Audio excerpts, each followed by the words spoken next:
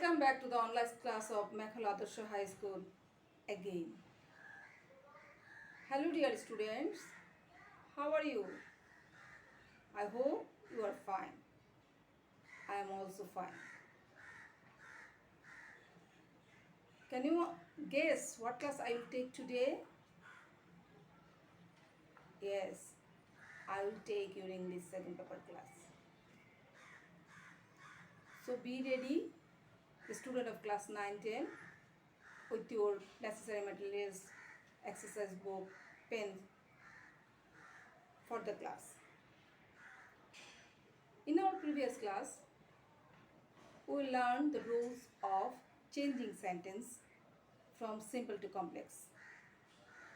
Today, we learn another rule of changing sentence from simple to complex. So dear students, be ready for the class. I am going to start my class.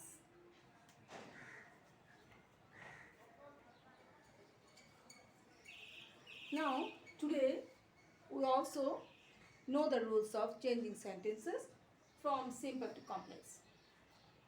In our previous class, we also learned some rules of changing sentence from simple to complex. Now we know the new rules of changing sentence from simple to complex. Now, students, I am talking to you in Bengali to make the class easy for you. Here, rule number 4. গত ক্লাসে আমরা 3 পর্যন্ত পড়েছিলাম, আজকে পড়ব কি rule number 4। Rule number 4 কি? In spite of despite যুক্ত সিম্পল সেন্টেন্স। আমরা ইন স্পাইট অফ ডিসপাইট যুক্ত যদি সিম্পল সেন্টেন্স থাকে সেগুলোকে আমরা কিভাবে পরিবর্তন করব? আমরা ইন স্পাইট অফ এর পরিবর্তে কি আনবো? দো, অলদো আনবো। তারপরে আমরা সাবজেক্ট বসাবো, তারপরে ভার্ব বসাবো, তারপরে অ্যাডজেক্টিভ বা নাউন বসাবো, কমা বসাবো, বাকি অংশ বসাবো। দেখো তাহলে আমরা নিয়ম অনুযায়ী যদি পরিবর্তন করি আমরা কিভাবে পরিবর্তন করব? আমরা বলেছি কি ইন স্পাইট অফ এর পরিবর্তে কি বসাবো? দো, অলদো। তাহলে আমরা বসালাম দো, দো। তারপর আমরা বলেছি কি সাবজেক্ট বসাবো। তাহলে এখানে পসেসিভ আছে, এখানে আমরা এটাকে কি বসাবো? সাবজেক্ট কি হবে? হি সাবজেক্ট কি হবে? হি। গুড, দো হি। তাহলে এখানে কি বিং, তাহলে এটা আছে ইজ, তাহলে কোন টেন্স আছে? প্রেজেন্টে। আমরা কি বসাবো? He is. দো হি ইজ। তারপর বলছি কি ভার্ব বসানোর পরে অ্যাডজেক্টিভ নাউন বসাবো। তাহলে কি হেলদি। তারপরে আমরা বলেছি কমা বসাবো, তারপরে কি বাকি অংশটা বসাবো। বাকি অংশটা কি আছে? He is lazy. Okay dear student, বুঝেছো? তাহলে কি যদি ইনস্পাইট হবে তাহলে আমরা in spite of is being healthy he is lazy আমরা কি করেছি? Though is he is healthy he is lazy. দ্বিতীয়টা দেখো আমরা একই নিয়ম অনুযায়ী পরিবর্তন করব। কিভাবে সেটা আমরা নিয়ম দেখে বলতে পারবো। দেখো in spite of is having riches he lives a poor life. তাহলে আমরা কি লিখবো? দো হিজ এর কি নাউন কি বলো? সাবজেক্ট কি হবে? হি। দো হি হ্যাভিং এ হ্যাজ। গুড, ভাবটা হবে কি হ্যাজ। দো হি হ্যাজ রিচেস। তারপর কি হবে? আমরা কমা বসাবো, তারপর বাকি অংশ বসাই দেব। Lives a poor life. বুঝেছো? তাহলে আমরা কি আছে? দো বলছে in spite of is being healthy he is lazy. কি হবে? Though is healthy he is lazy. In spite of is having riches he lives a poor life. Though he has riches he lives a very poor life. তারপর হচ্ছে কি despite his working hard he could not reach his goal. দো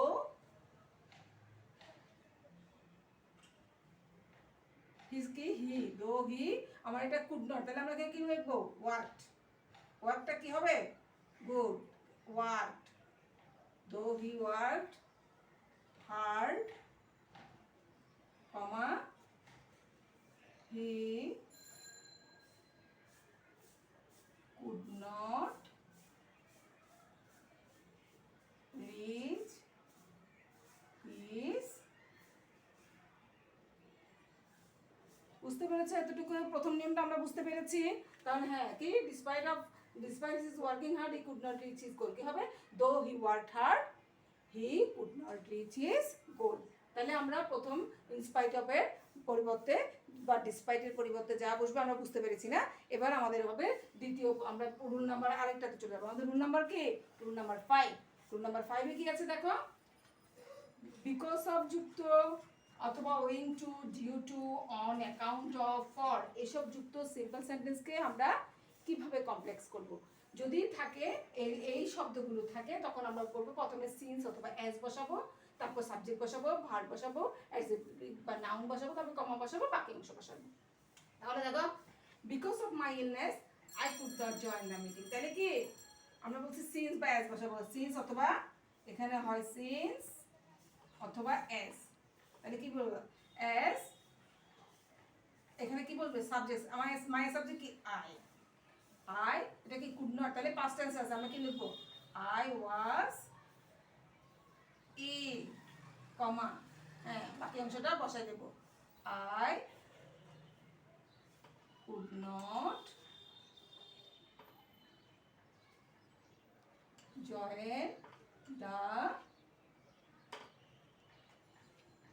meeting. Okay, বুঝতে পেরেছ? তাহলে কি কি বসাবো? Because of my illness I could not join the meeting. কি হবে? সিন্স অথবা as I was ill I could not join the meeting. তারপরে আছে কি? Because of his honesty he was rewarded. এটা কিভাবে করবো? একই নিয়মে একই রকম করে দেখো, তোমরা চেষ্টা করো, অবশ্যই চেষ্টা করলে পারবে। দেখো কি লিখবো, তোমরা সঙ্গে সঙ্গে লিখো। বিকজ অফ হিজ অনেস্টি, তাহলে কি? অ্যাজ হি অথবা সিন্স এখানে বসাতে পারবো, সিন্স হি ওয়াজ, অনেস্টটা কি হবে? Good, honest, he was rewarded. বুঝতে পেরেছি আমরা? হ্যাঁ, পরের অংশটা দেখো, পরেরটা দেখো। তাহলে আমরা এতটুকু পর্যন্ত বুঝতে পেরেছি না? পরেরটা দেখো, ওই owing to fog with delay to come back. এখানে আমরা ওয়িং টু থাকলেও কি করব? এই একই নিয়মে পরিবর্তন করব। তাহলে কি? সিন্স দেয়ার, এখানে যেহেতু এনে আমরা কি বসাবো? দেয়ার ওয়াজ ফগ, তাহলে কি? হি ডিলে টু কাম ব্যাক। বুঝতে পেরেছ? এতটুকু পর্যন্ত আমরা বুঝতে পেরেছি। এই নিয়মগুলো দেখো, owing to fog he delayed to come back। তাহলে since there was fog he delayed to come back। তাহলে আমরা in spite of এর পরিবর্তে despite of এর পরিবর্তে কিভাবে, কি despite এর পরিবর্তে কি হবে আমরা সেটা জানলাম। because of, owing to, due to, on account of, for, এগুলো যুক্ত সিম্পলকে কিভাবে কমপ্লেক্স করব সেটা জানলাম। আমরা এখন পরবর্তী নিয়মে যাব আমাদের। তাহলে আমরা করব কি? 6 নাম্বার রুলসটা জানবো। আমাদের 6 নাম্বার রুলসটা কি? রুলস হচ্ছে, তাহলে এখন আমরা কি করব? 6 নাম্বার আমাদের পরবর্তী রুলসটা জানবো। আমাদের 6 নাম্বার রুলসটা কি? 6 নাম্বার রুলসটা হচ্ছে ইনফিনিটিভ বা উদ্দেশ্যমূলক সিম্পল সেন্টেন্সকে আমরা কিভাবে কমপ্লেক্স করব। যদি ইনফিনিটিভ যুক্ত কমপ্লেক্স সিম্পল সেন্টেন্স থাকে সেগুলোকে আমরা কমপ্লেক্স করব কিভাবে? প্রথম সেন্টেন্সের প্রথম থেকে টু এর পূর্ব পর্যন্ত বসাবো, তারপরে সো দ্যাট বসাবো, প্রথম সাবজেক্ট আবার বসাবো, তারপরে টেন্স অনুযায়ী মে অথবা ক্যান অথবা মাইট অথবা কুড এগুলো বসাবো, তারপরে বাকি টু এর পরের অংশটা বসাবো। বুঝতে পারছো? দেখো আমরা করলে কিন্তু সহজেই বুঝতে পারবে। যখন আমরা করব তখন আমাদের এটা নিয়মটা সহজে মাথায় আসবে। দেখো, তাহলে he works hard so to shine in life. আমরা বলছি প্রথম কি? প্রদত্ত সেন্টেন্সের প্রথম থেকে টু এর পূর্ব পর্যন্ত লিখে ফেলবো। তাহলে আমরা কি লিখবো? হি ওয়ার্কস হার্ড, টু এর পূর্ব পর্যন্ত লিখে ফেলছি না? তারপর বলছে সো দ্যাট লিখবো, তারপরে সো দ্যাট, ঠিক আছে? তারপরে কি আমরা বলেছি? তারপরে প্রথম সাবজেক্ট আবার বসাবো। তাহলে প্রথম সাবজেক্ট কি? হি।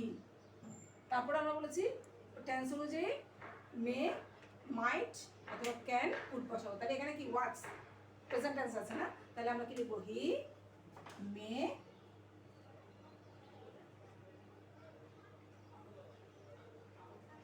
Shine in life. বুঝতে পারছো তোমরা? এই যে নিয়মটা বুঝতে পেরেছো? দেখেছো?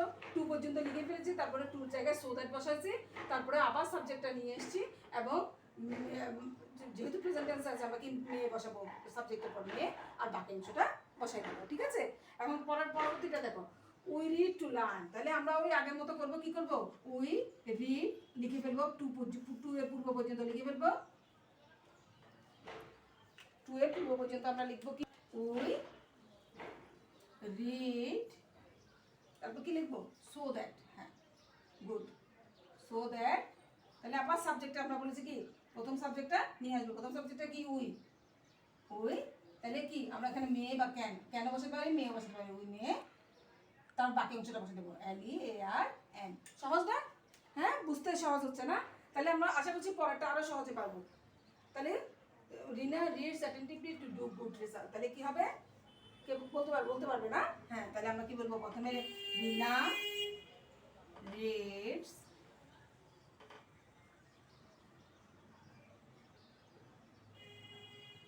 টু এর পূর্ব পর্যন্ত লিখে ফেলছি না, রিনা রিডস টু অ্যাটেন্টিভলি। তাহলে এখন বলো তো তোমরা কি হবে এখানে, এখানে গুড, এখানে কি হবে তোমরা বলতে পারছো, আমি বুঝতে পারছি।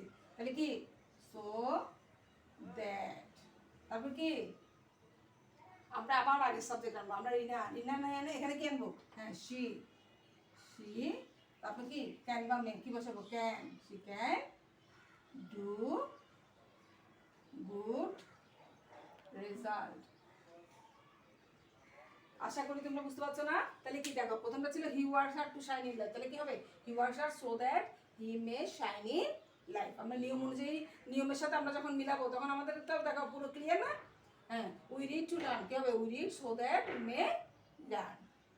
রিনা reads attentively to do good result. তাহলে কি হবে, Rina reads attentively so that she can do good result. এখন আমরা চিন্তা করছি কি, আমরা কি সহজে এই আজকের যে তিনটা রুলস আমরা জানলাম সেগুলো সহজে কি করতে পারবো, পরিবর্তন করতে পারবো, এবং নিয়মগুলো আমরা সঠিকভাবে জেনে নিয়েছি। আমার ধারণা যে তোমাদের কাছে এই তিনটা নিয়ম একেবারে ক্লিয়ার হয়ে গেছে, যার কারণে আমরা পরবর্তীতে এই ধরনের নিয়মের কোনো কিছু আসলে কি করতে পারবো, সহজে পরিবর্তন করতে পারবো। আর তোমরা বাড়িতে বসে প্র্যাকটিস করার জন্য আমি কি দেবো, তোমাদেরকে কিছু হোমওয়ার্ক দেবো, তোমরা বাড়িতে সেটা করবে, সাথে সাথে আরও কিছু করার চেষ্টা করবে।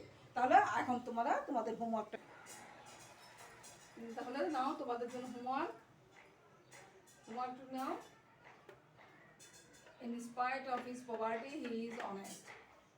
Because of rough weather, they could not go out. Ruby could not succeed in spite of her doing best. এগুলো ভিতরেও করতে পারবে একই রকম করে। He won the game because of his playing well. দেখো because of ভিতরে মাঝখানে করতে পারবে। People work hard to get their essentials in daily life. তো তোমরা নিয়েছো তোমাদের বাড়ির কাজ, আশা করছি তোমরা নিয়মগুলো অনুযায়ী তোমাদের বাড়ির কাজটা সম্পূর্ণ করতে পারবে। আমাদের ক্লাস এখানেই শেষ। আর আগামী ক্লাসে আবার তোমাদের জন্য নতুন নিয়ম নিয়ে হাজির হব। ততদিন পর্যন্ত তোমরা ভালো থাকো, সুস্থ থাকো, এই দোয়া করি, এবং ভালো মতো লেখাপড়া করো, এই কথা ব্যক্ত করে আবার পরবর্তী ক্লাসে তোমাদের সাথে দেখা হবে। ধন্যবাদ।